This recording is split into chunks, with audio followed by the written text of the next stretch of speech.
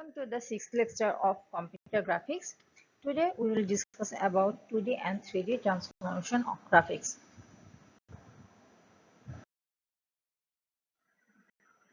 Lecture outlines are transformation, two types of 2D transformation, two-dimension transformation, three-dimension transformation. What is transformation? The geometrical changes of an object from a current state to modified state is referred to as transformation. যে কোনো অবজেক্টের যদি আমরা তার যে অবস্থায় আছে সেটাকে চেঞ্জ করি, যে কোনো ধরনের চেঞ্জ হতে পারে, তাহলে সেটাকে হচ্ছে আমরা ট্রান্সফরমেশন বলবো। ট্রান্সফরমেশন কি কি হতে পারে? যে কোনো একটা অবজেক্টের পজিশনের চেঞ্জ হতে পারে, সাইজের চেঞ্জ হতে পারে, বা ওরিয়েন্টেশনের চেঞ্জ হতে পারে। আমরা ট্রান্সফরমেশন কেন ইউজ করব? ইনিশিয়ালি যে অবজেক্টটা থাকবে সেটাকে ম্যানিপুলেট করার জন্য, যেমন আগেই বললাম যে পজিশন চেঞ্জ করা হতে পারে, সাইজ চেঞ্জ করা হতে পারে ইত্যাদি। আর আমরা যে অবজেক্টটাকে মডিফাই করব সেটাকে আবার রিড্র করা ছাড়াই ডিসপ্লে করার জন্য। এটার মানে হচ্ছে, ধরেন আমাদের অবজেক্টটাকে সাইজে আরো বড় দেখাতে হবে, মানে একটা অবজেক্ট আছে সেটার আরো বড় সাইজের অবজেক্ট আমাদের ডিসপ্লে করতে হবে। তো এটা দেখানোর একটা ওয়ে হতে পারে, হয় আমরা এটাকে ট্রান্সফর্ম করে বড় করে ফেলবো, নয়তো আমরা ওই বড় আকারে অবজেক্টটা আঁকবো তারপর ডিসপ্লে করব। তো এই আবার আরেকটা আকার চেয়ে অবজেক্টটাকে মডিফাই করে যদি আমরা বড় করি তারপর ডিসপ্লে করি, সেটা আরো ইজিয়ার হয়। এজন্য হচ্ছে আমাদের ট্রান্সফরমেশন দরকার। টু ডাইমেনশনাল ট্রান্সফরমেশন কি? টু ডাইমেনশনাল ট্রান্সফরমেশন হচ্ছে 2D প্লেনের উপর আমরা অবজেক্টের যেসব ট্রান্সফরমেশন করব সেটাই হচ্ছে টু ডাইমেনশনাল ট্রান্সফরমেশন। এই যে মনে করেন এটা একটা, দেখা যাচ্ছে কি? আচ্ছা এক মিনিট, এই যে এটা মনে করেন আমাদের ওয়াই প্লেন আর এটা হচ্ছে এক্স প্লেন। সোজা হচ্ছে না, মাউস দিয়ে আঁকতেছি তাই। তো এটা আমাদের এক্স প্লেন আর এটা হচ্ছে ওয়াই। তো এখন এখানে দেখেন দুইটা ডাইমেনশন, এটা হচ্ছে এক্স প্লেন আর এটা হচ্ছে ওয়াই প্লেন।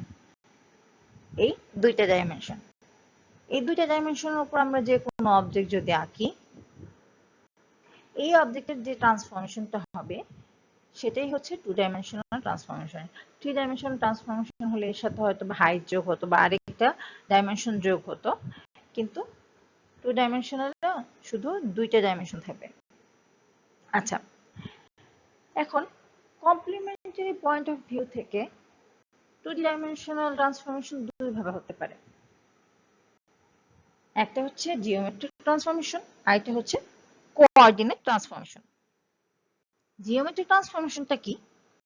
সেটা হচ্ছে অবজেক্ট চেঞ্জ হবে, অবজেক্ট মুভ করবে, কিন্তু অবজেক্টটা যে কোঅর্ডিনেট সিস্টেম বা ব্যাকগ্রাউন্ডের উপর আছে সেটা কোনো চেঞ্জ হবে না, সেটা ফিক্স থাকবে।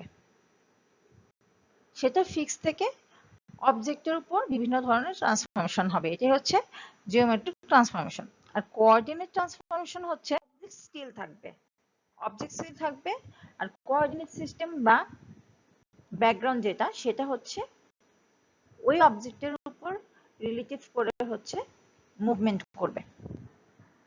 এটা হচ্ছে কোঅর্ডিনেট ট্রান্সফরমেশন।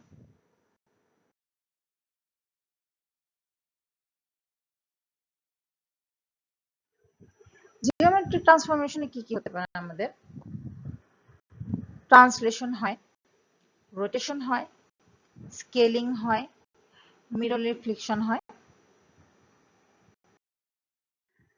তাহলে এখন হচ্ছে আমরা ট্রান্সলেশনটা দেখব, যে অবজেক্টের ট্রান্সলেশন কিভাবে হয়। এটা একটা বেসিক ট্রান্সফরমেশন। তো ট্রান্সলেশন মানে হচ্ছে একটা অবজেক্টকে এক জায়গা থেকে আরেক জায়গায় পজিশন করা, মানে একটা অবজেক্ট এক জায়গায় আছে সেখান থেকে আমরা একটা ডিফারেন্ট পজিশনে নিয়ে যাব। এখানে দেখেন আমাদের একটা অবজেক্ট এখানে pxy, হ্যাঁ, এটা হচ্ছে x কোঅর্ডিনেট আর এটা হচ্ছে y কোঅর্ডিনেট। তো pxy কে আমরা মুভ করে কোথায় নিচ্ছি হচ্ছে p ডট x ডট কমা y ডট এই পজিশনটায়, আমরা এই পজিশনটায় একে মুভ করতেছি। মানে এই যে অবজেক্টটা আছে pxy, এটার ট্রান্সলেশন হচ্ছে p dot x dot y dot. এই যে ডিসটেন্সটা যে আমরা এক জায়গা থেকে আরেক জায়গায় অবজেক্টটাকে ট্রান্সলেশন করলাম, একে আমরা t দ্বারা ডিনোট করতেছি। এই ডিসটেন্সটা t দ্বারা ডিনোট করতেছি ট্রান্সলেশন। এখানে tx হচ্ছে চেঞ্জ ইন x ডিরেকশন আর ty হচ্ছে চেঞ্জ ইন y ডিরেকশন। হ্যাঁ, তো এই যে আমরা ট্রান্সলেশন করলাম px থেকে p ডট বিন্দুতে, p ডট পজিশনে, তো এই p ডট x ডট কমা y ডট এটার মান কিভাবে বের করব দেখেন। x ডট হচ্ছে আমাদের x প্লাস tx, মানে আগের যে পজিশনটা ছিল তার সাথে x ডিরেকশনে যে চেঞ্জটা সেটা যোগ হবে, তাহলে আমরা x ডটের কোঅর্ডিনেশনটা পেয়ে যাব। আর y ডট হচ্ছে y প্লাস ty, মানে y এর যে আগের পজিশনটা ছিল সেটার সাথে চেঞ্জ ইন y ডিরেকশন সেটা যোগ হবে। তাহলে হচ্ছে আমরা পেয়ে যাব p dot x dot y ডটের মান, মানে হচ্ছে আমরা ট্রান্সলেশন করার পর অবজেক্টের যে পজিশনটা সেটা পেয়ে যাব। তো এটাকে আরেকভাবেও লেখা যায় যে p dot equal two p plus t, মানে হচ্ছে p হচ্ছে প্রথম যে পজিশনটা থাকতেছে প্লাস t মানে যে ডিসটেন্সটা বা ট্রান্সলেশনটা হলো সেই ডিসটেন্সটা, সেই দূরত্বটা, তাহলে আগের পজিশনের সাথে দূরত্বটা যোগ করলেই হচ্ছে আমরা পেয়ে যাচ্ছি নতুন যে পজিশনটা।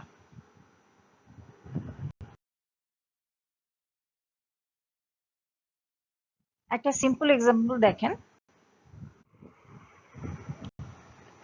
p53 আমাদের একটা বিন্দু, এটা হচ্ছে x কোঅর্ডিনেট, এটা হচ্ছে y কোঅর্ডিনেট,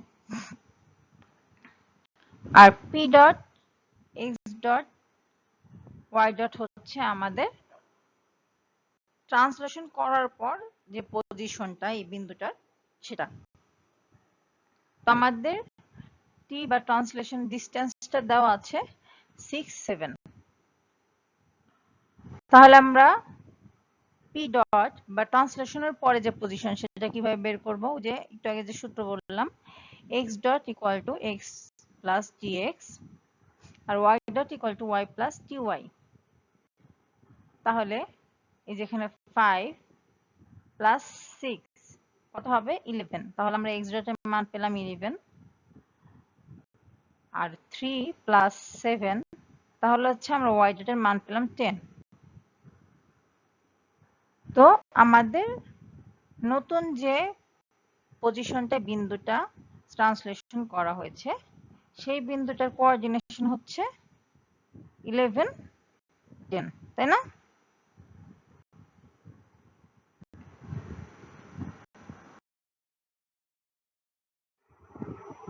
ট্রান্সলেশনের ম্যাট্রিক্স ফর্ম হচ্ছে এটা 10 tx 01 ty 001।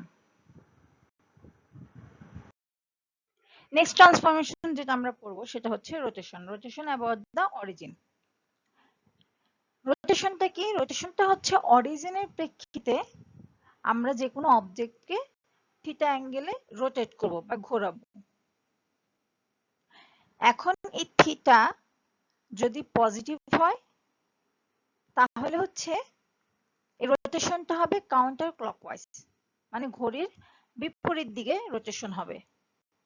আর যদি থিটা নেগেটিভ হয় তাহলে হচ্ছে ঘড়ি যেদিকে ঘোরে মানে ক্লকওয়াইজ রোটেশনটা হবে। এখানে দেখেন আমাদের একটা অবজেক্টটা মনে করি পি অবস্থানে আছে, মানে একটা স্টার্টিং পয়েন্টটা পি ধরে নেন, সেটাকে থিটা অ্যাঙ্গেলে রোটেট করা হয়েছে। এখানে দেখেন থিটা অ্যাঙ্গেলে রোটেট করা হয়েছে, তো এটা নিউ অবস্থান, মানে রোটেশন হয়েছে হচ্ছে নিউ অবস্থানে গেছে পি ডটে। এটা রোটেশন হওয়ার পর, থিটা অ্যাঙ্গেলে রোটেশন হওয়ার পর আমাদের নিউ পজিশন হচ্ছে পি ডট। এই যে রোটেশনটা হয়, সেই রোটেশনকে প্রকাশ করা হয় হচ্ছে পি ডট ইন্টু আর ইন্টু পি। পি ডট হচ্ছে আমাদের নিউ অবস্থানটা রোটেশন করার পরে, আর হচ্ছে রোটেশন, আর ইন্টু প্রিভিয়াস যে পজিশন পি। এখানে নতুন যে অবস্থান তার কোঅর্ডিনেটটা হচ্ছে আমরা প্রকাশ করব এক্স ডট এবং ওয়াই ডট দিয়ে। এখানে এক্স ডট হচ্ছে x cos theta minus y sine theta, আর ওয়াই ডটের মান হচ্ছে x sine theta plus y cos theta. এইটাকে হচ্ছে দ্বিমাত্রিক ম্যাট্রিক্সে প্রকাশ করা হয় এভাবে দেখেন। আর যদি 3 ম্যাট্রিক্সে প্রকাশ করেন তাহলে এই যে নিচেরটা।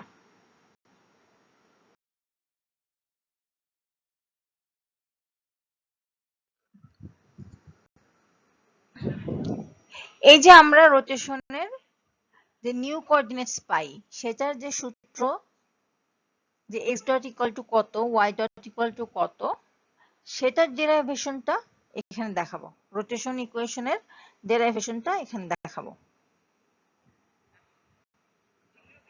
এখানে দেখেন পি হচ্ছে আমাদের একটা অবজেক্ট বা পয়েন্ট, এটা এক্স অ্যাক্সিসের সাথে ফাই কোণে আছে, ফাই অ্যাঙ্গেলে আছে। এটা হচ্ছে এক্স অ্যাক্সিস আর এটা হচ্ছে ওয়াই অ্যাক্সিস, তাই না? এই যে আর গ্রিন লাইনটা দেখতে পাচ্ছেন, এটা হচ্ছে অরিজিন থেকে এই পয়েন্ট পি এর রেডিয়াস বা ডিস্টেন্স, যেটাকে বলেন রেডিয়াস। এটাকে আমরা বলতেছি, ডিনোট করতেছি আর দিয়ে। এখন পি থেকে যদি আমরা এক্স এর উপর একটা লম্ব কল্পনা করি, লম্ব সেটা হচ্ছে ওয়াই এর ইকুইভ্যালেন্ট হবে। লম্ব কল্পনা করলে তাহলে আমরা একটা কি পাই দেখেন তো, সমকোণী ত্রিভুজ পাই, তাই না? এখন আসেন cos ইকুয়াল টু কত? cos থিটা ইকুয়াল টু আমরা জানতাম হচ্ছে cos ইকুয়াল টু হচ্ছে ভূমি বাই অতিভুজ। এখানে ফাই আমাদের কোণটা হচ্ছে ফাই, অ্যাঙ্গেলটা হচ্ছে ফাই, তো cos ফাই ইকুয়াল টু ভূমি বাই অতিভুজ। এখানে ভূমি হচ্ছে আমাদের এক্স, লম্ব হচ্ছে ওয়াই, আর অতিভুজ হচ্ছে আর। তাহলে cos phi equal to x by r, ভূমি বাই অতিভুজ। তাহলে x ইকুয়াল টু কত হবে? r into cos phi. তাহলে আমাদের x equal to r into cos phi. এরপর সাইন কল্পনা করেন, সাইন চিন্তা করেন। সাইন ফাই ইকুয়াল টু কি হবে? তাহলে আমাদের সাইন আমরা জানতাম হচ্ছে লম্ব বাই অতিভুজ, এখানে লম্ব y আর অতিভুজ r, তাহলে সাইন ফাই ইকুয়াল টু হবে y বাই r। তাহলে y ইকুয়াল টু কত হয়? y ইকুয়াল টু হয় r into sine phi.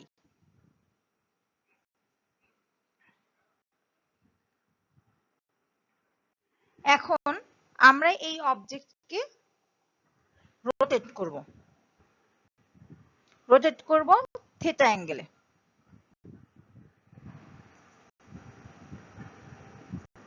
Theta অ্যাঙ্গেলে একে রোটেট করলাম। রোটেট করার পর এর কোঅর্ডিনেটস হয়ে গেল হচ্ছে পি ডট। পি ডট হচ্ছে coordinates x dot comma y dot.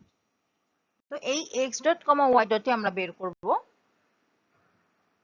এখন পি ডট থেকে লম্ব কল্পনা করেন ওয়াই ডট, তাহলে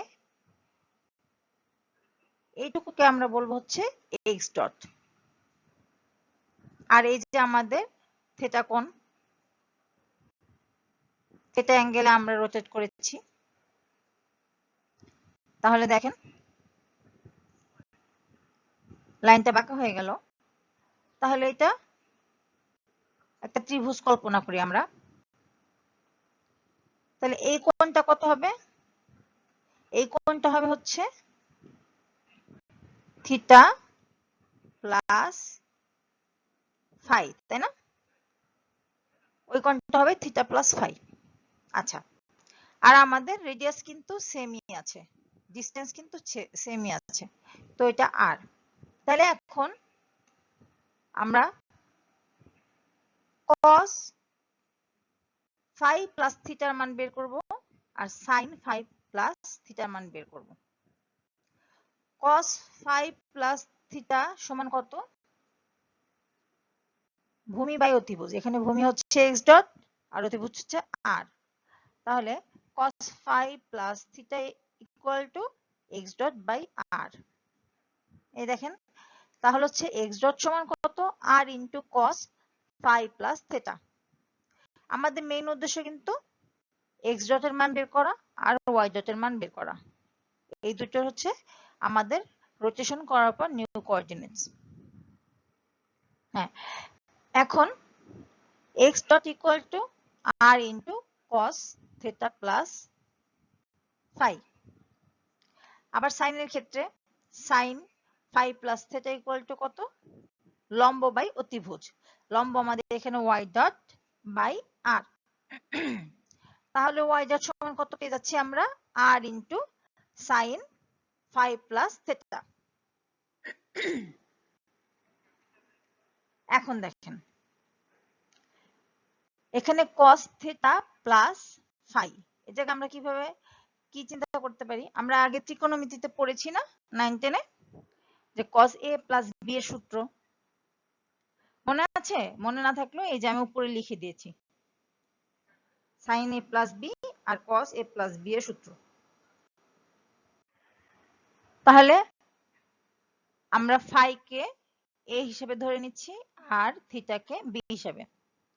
তাহলে আমাদের সূত্রটা কি হয়ে যাচ্ছে? r into cos phi into cos theta minus sin phi into sin theta. তারপর আর গুণ করে দিচ্ছি দুটার সাথেই। এখন দেখেন, আমাদের ফার্স্টে কি ছিল? x equal to r into cos theta ছিল, তাহলে এখানে r ইন্টু cos থিটা সমান আমরা কি বসাইতে পারি? x বসাইতে পারি, তাই না? তাহলে হচ্ছে x cos থিটা মাইনাস এই যে দেখেন y সমান r sin ফাই, তাহলে r sin ফাই ইকুয়াল আমরা কি বসাবো? y। তাহলে x ডটের ডেরিভেশন কিন্তু আমরা পেয়ে গেলাম, x cos theta minus y sin theta. এখন y ডটের কোঅর্ডিনেটসটা আসেন, r sin phi plus theta, এখানে আমরা sin a প্লাস b এর সূত্রটা লিখব, sin a cos b plus cos a sin b। তাহলে যেখানে দেখেন r into sin phi into cos theta plus cos phi into sin theta, দুইটার সাথে আর গুণন করে দিলাম। একইভাবে r sin থিটা সমান হচ্ছে y, তাহলে আমরা y বসালাম, y cos theta plus r cos phi সমান x, তাহলে x sin থিটা। তাহলে আমরা y ডটের মান কি পেয়ে গেলাম? x sin theta plus y cos theta. এইভাবেই ডেরিভেশনটা হচ্ছে, ঠিক আছে?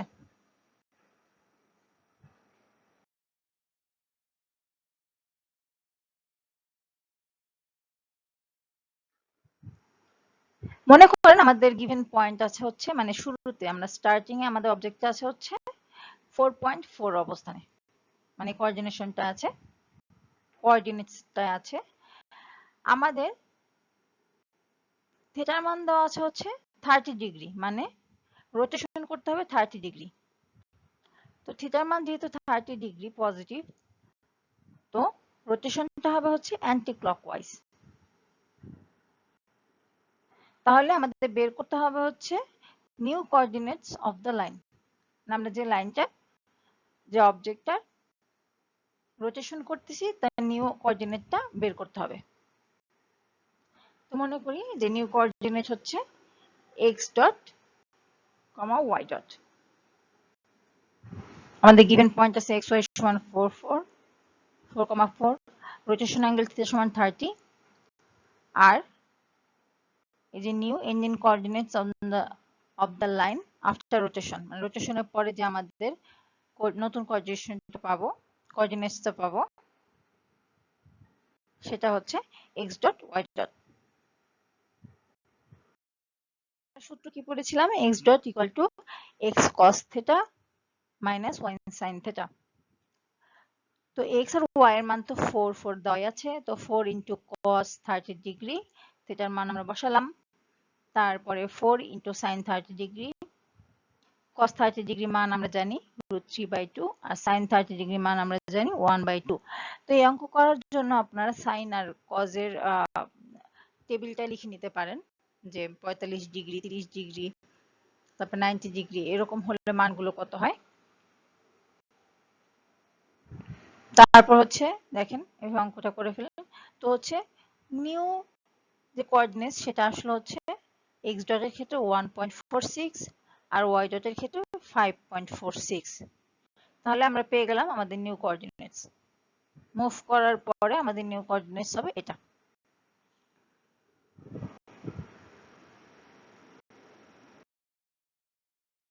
আর এটা ট্রান্সফরমেশন হচ্ছে স্কেলিং।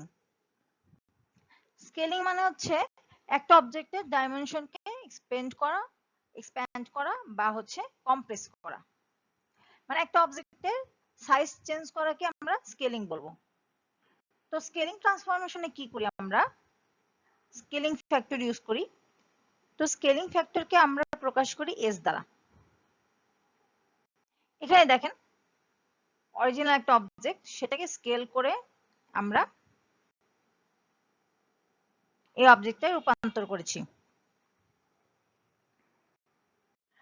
তো অরিজিনাল অবজেক্টের একটা পয়েন্ট হচ্ছে পি, একে স্কেলিং করার পর আমাদের পয়েন্টটা চেঞ্জ হবে হচ্ছে পি ডট, মানে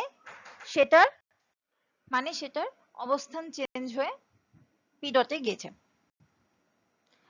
এখন এই পি ডটকে আমরা পি ডট ইকুয়াল টু হচ্ছে S into P, scaling factor গুণন পূর্বের যে অবস্থানটা ছিল সেটা।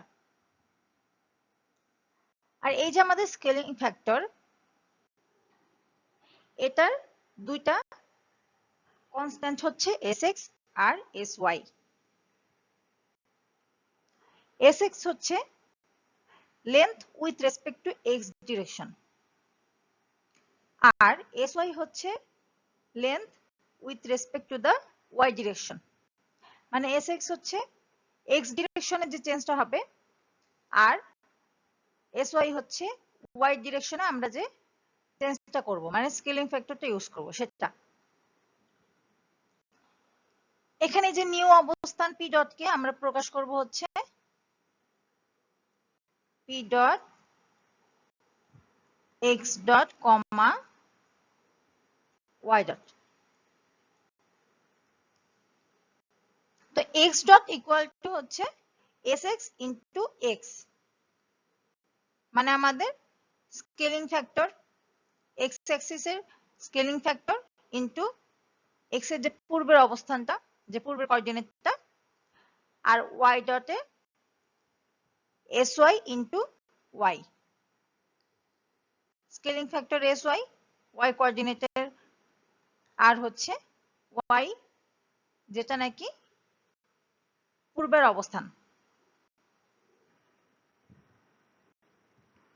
স্কেলিং ট্রান্সফরমেশন পারফর্ম করার পরে এই যে আমাদের পুরাতন অবজেক্টটা থাকবে, সেটা যে চেঞ্জ হবে, নিউ অবজেক্টটা ক্রিয়েট হবে, সেটা কিন্তু একটা ডিফারেন্ট পজিশনে চলে যাবে। কারণ এখানে দেখেন যে এখানে স্কেলিং ফ্যাক্টর ইউজ করা হয়েছে Sx এর বেলায় 2, এজন্য দেখেন এক্স অ্যাক্সিসের দিকে এর আয়তন কিন্তু দ্বিগুণ হয়ে গেছে, দৈর্ঘ্য দ্বিগুণ হয়ে গেছে। আর Sy মানে হচ্ছে ওয়াই অ্যাক্সিসের দিকে হাফ ইউজ করা হয়েছে, Sy মানে স্কেলিং ফ্যাক্টর ওয়াই অ্যাক্সিসের দিকে ইউজ করা হয়েছে হাফ। তো এই যে এখানে যে দৈর্ঘ্যটা ছিল সেটা কিন্তু হাফ হয়ে গেছে, দেখছেন? তো অবস্থান কিন্তু চেঞ্জ হয়ে গেছে। এখন ম্যাথের মাধ্যমে আমরা বুঝবো।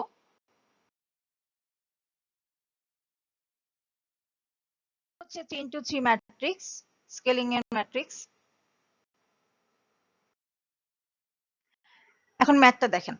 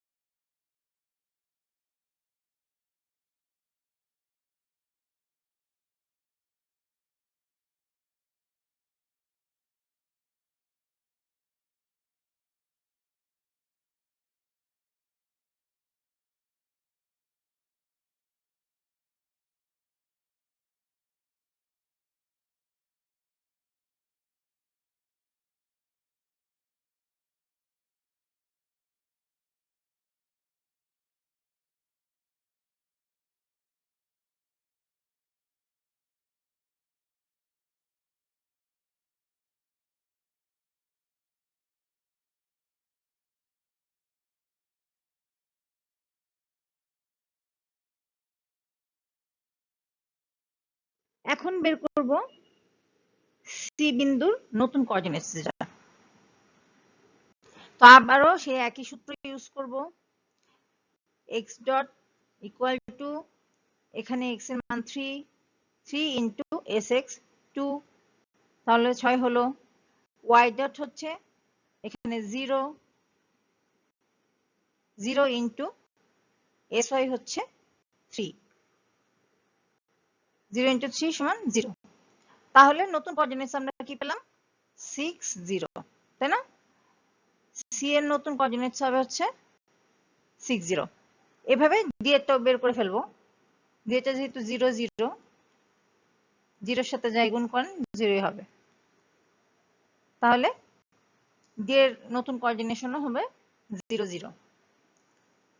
এখন আসেন দেখি যে হচ্ছে এই যে আমরা নতুন অবস্থানগুলো বের করলাম, এরপর এই চিত্রটা কেমন হবে, এটাকে স্কেলিং এর পর কেমন হবে আসেন দেখি। তাহলে দেখেন স্কেলিং এর পর আমরা পেয়ে যাচ্ছি হচ্ছে এটা। আমরা এ পেয়েছিলাম কত? 09। দেখেন এখানে 09 এ বিন্দু চলে গেছে। বি পেয়েছিলাম 69, এই যে সেটাও স্কেল হয়েছে। সি পেয়েছিলাম 60, এই যে এখানে, আর ডি তো 0 0ই। তাহলে এইভাবেই আমরা একটা স্কোয়ারকে স্কেল করে ফেললাম। একটা স্কোয়ারের উপর স্কেলিং ট্রান্সফরমেশন পারফর্ম করে সেটাকে নিউ একটা ফিগারে দিলাম, নিউ একটা অবজেক্ট ক্রিয়েট করলাম।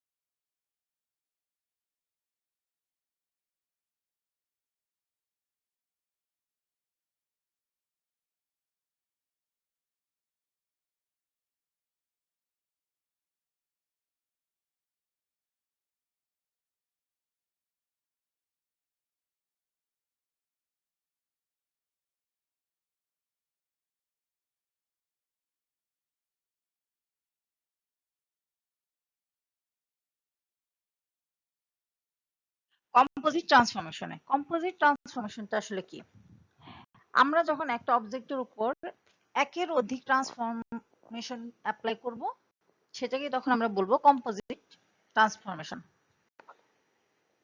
এখানে যেমন দেখেন বলছে যে T1, T2, T3 এই তিনটা ট্রান্সফরমেশন অ্যাপ্লাই করতেছে। তো সেটা ক্যালকুলেট করবে কিভাবে? T ইকুয়াল টু হচ্ছে T1 into T2 into T3। তারপরে P ডট বা আমাদের যে নিউ কোঅর্ডিনেশন আসবে সেটা হবে এই কম্পোজিট ট্রান্সফরমেশন ইন্টু P, মানে পূর্বের কোঅর্ডিনেট।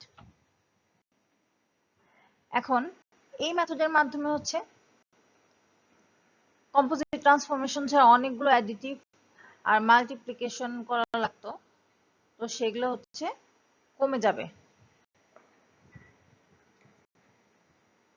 আর আমরা যেমন এতগুলো ট্রান্সফরমেশন করলাম, সবগুলোকেই কিন্তু আমরা সিঙ্গেল ম্যাট্রিক্স দ্বারা প্রকাশ করতে পারি, তাই না?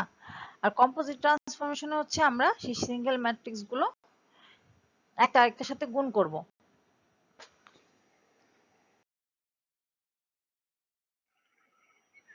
দেখেন ট্রান্সলেশন, আমরা যদি একটা অবজেক্টে একের অধিক ট্রান্সলেশন করতে চাই তাহলে কিভাবে?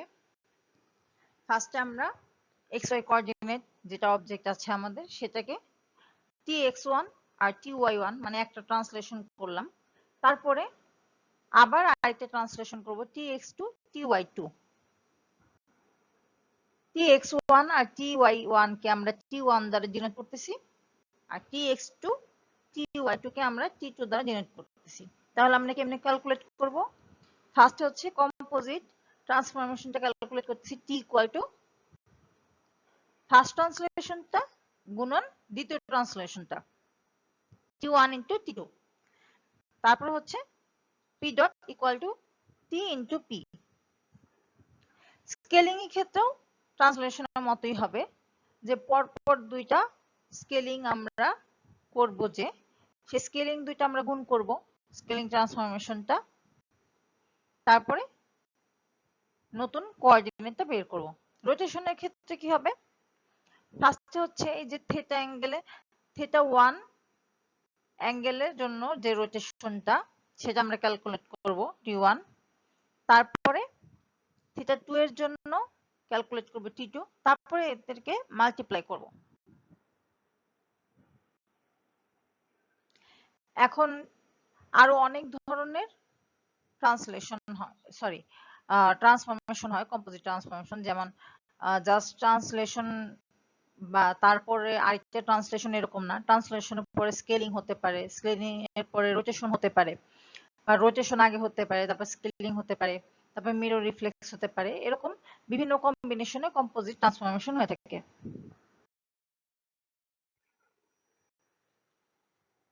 Transformations are not commutative. এই যে আমরা কম্পোজিট ট্রান্সফরমেশন করব, এটাতে কিন্তু সিরিয়াল খুবই ইম্পর্টেন্ট। কারণ এই যে দেখেন, যদি আমরা স্কেল করি, তারপর রোটেট করি, তারপর ট্রান্সলেট করি, সেটা কিন্তু যদি আমরা ফার্স্টে ট্রান্সলেট করি তারপরে স্কেল বা রোটেট করি, সেটার সেম রেজাল্ট হবে না, একই রকম হবে না। কারণ কি? কারণ হচ্ছে আমরা কিন্তু এই যে ট্রান্সফরমেশন গুলা সেগুলো কিন্তু ম্যাট্রিক্সের মাধ্যমে মাল্টিপ্লিকেশন করতেছি কম্পোজিট ট্রান্সফরমেশনের ক্ষেত্রে, তাই না? আমরা ম্যাট্রিক্সের মাধ্যমে মাল্টিপ্লিকেশন করতেছি। তো ম্যাট্রিক্সের মাধ্যমে মাল্টিপ্লিকেশন করলে ম্যাট্রিক্সে কিন্তু আমাদের অর্ডার বা সিরিয়াল কিন্তু খুব ইম্পর্টেন্ট। ম্যাট্রিক্স কিন্তু অর্ডার অনুযায়ী হয়। এর জন্য যদি আমরা ট্রান্সলেট আগে করি, স্কেলিং তারপরে করি, আবার সেকেন্ড ক্ষেত্রে স্কেলিং আগে করি, ট্রান্সলেট আগে তারপরে করি, তাহলে কিন্তু দুইটা কেস সেম হবে না। ম্যাট্রিক্স গুণন করলে কিন্তু রেজাল্ট আলাদা আসবে। এর জন্য আমাদের ট্রান্সফরমেশনের ক্ষেত্রে অর্ডার কিন্তু মেনটেন করতে হবে। এখানে দেখেন এক্সাম্পল দেখলে বুঝবেন। এটা একটা ইমোজি, এটাকে ফার্স্ট আমরা ট্রান্সলেট করব। তো ট্রান্সলেট করলাম, আরেক জায়গায় নিলাম, এরপরে একে করব হচ্ছে রোটেট। রোটেট করে ফেললাম। দেখেন রেজাল্ট আসলো হচ্ছে এটা। আবার সেম দুইটা ট্রান্সফরমেশনই আমরা উল্টা করি।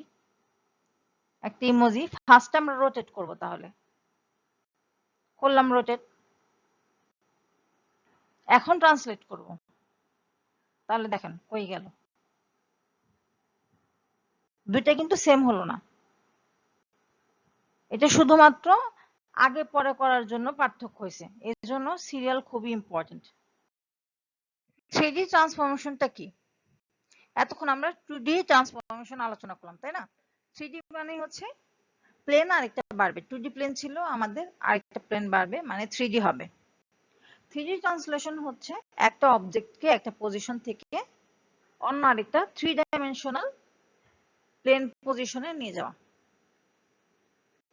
এখানে আমাদের হোমোজেনাস কোঅর্ডিনেটস হবে হচ্ছে XYZ, আগে ছিল হচ্ছে XY 2 ডাইমেনশনালের ক্ষেত্রে। আর আমরা ট্রান্সফরমেশন গুলা প্রেজেন্ট করব হচ্ছে 4x4 ম্যাট্রিক্স দ্বারা। এখানে দেখেন 3D ট্রান্সলেশন আমরা কিভাবে করে রিপ্রেজেন্ট করব। 4x4 স্কেলিং এর ক্ষেত্রে দেখেন,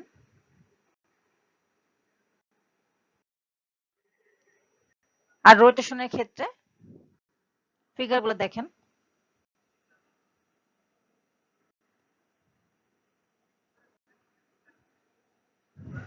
আর রোটেশনের ক্ষেত্রে কিন্তু এই এক্স ওয়াই জেড তিনটা অ্যাক্সিস, এই তিনটা অ্যাক্সিসের জন্য রোটেশন ম্যাট্রিক্স 3 রকম হবে। এখানে জেড এর জন্য, ওয়াই এর জন্য, আর এক্স এর জন্য এই ম্যাট্রিক্স। আজকে এই পর্যন্তই, অনেক লম্বা ক্লাস হয়ে গেল না? ভালো থাকবেন সবাই।